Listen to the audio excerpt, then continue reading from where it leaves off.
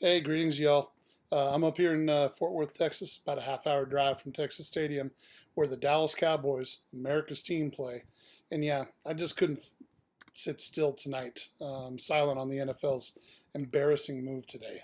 Um, what they did across this country today was absolutely shameful.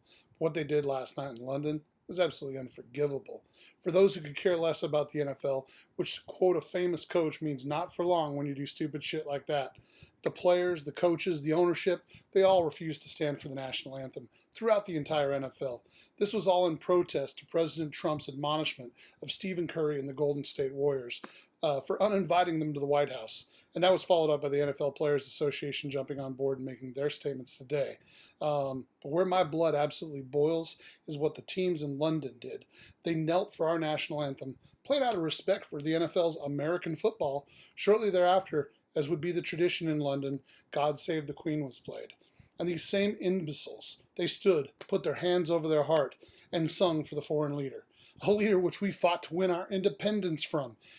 If it were up to me, those players would have their passports revoked, and please, let the Queen save the Jacksonville Jaguars and Baltimore Ravens. Over 200 spineless, hopeless, homeless, multimillionaires going without a country. Do you idiots even understand what you knelt to? Oh, say can you see, by the dawn's early light, what so proudly we held in the twilight's last gleaming, whose broad stripes and bright stars through the perilous fight, or the ramparts we fought were so gallantly streaming. Do you fools even know what that's about? Our anthem is a patriotic call against the second attempt of the British to rule over our nation. Francis Scott Key wrote those words during a bloody bombardment of our nation during the War of 1812, a war against the British, when miraculously the morning after the first shelling, while not much else still stood, our flag was still there. Oh, say does that star-spangled banner may wave, o'er the land of the free and the home of the brave. But I only saw one free man today. I only saw one brave man today. Pittsburgh Steeler and former Army Ranger Alejandro Villanueva. Villanueva is the son of Spanish parents and naturalized after attending West Point, where he graduated with honors and into the Army's elite Rangers program. He is still a reserve officer holding the rank of major. Amazing that while the majority of Americans want to ignore that they are losing their country right in front of them, it took the son of a Spanish immigrant to save the day. Major Villanueva, I salute you, man. And while the NFL protests racism, let's not forget the media across this planet is doing everything they can to push globalism.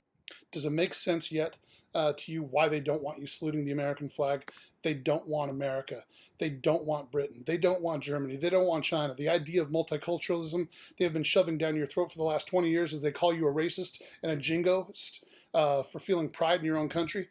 That comes from a globalist agenda that doesn't look to lift you up. It looks to sink you down to the lowest common denominator. It looks to homogenize culture, not celebrate it. They want to bring the U.S. down to a third world country.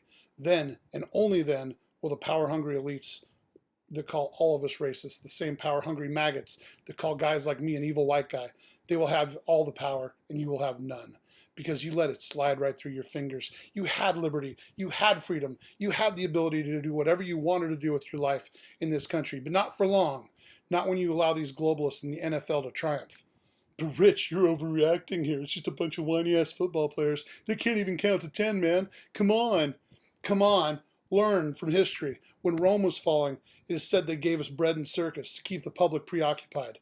Is it truly any different now? Hey men, if you're going to call yourself that, while you're still sitting around on Sunday afternoon downing beers, slapping your wife, and stuffing your face full of potato chips while you follow your team, guess what's happening to your country? It's being conquered by Marxist, socialist, and communist assholes that want to end what little success you've managed to create for yourself. They want to tear it all down. They want to see the end of private property, the end of property ownership in general.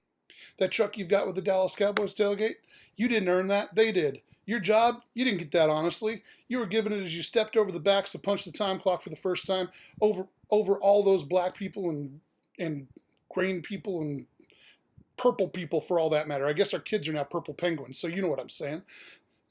You were just a racist bully who oppressed every one of them, and now you have a choice. You can either grovel to them and hope they forgive you. Maybe you can even join their ranks.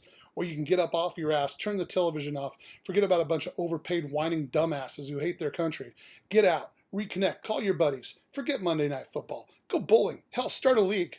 Take your kids fishing next weekend. Or maybe you could even pick up a computer, learn how to use it, and disconnect from the teleprompter reading lamestream media that controls your mind right now.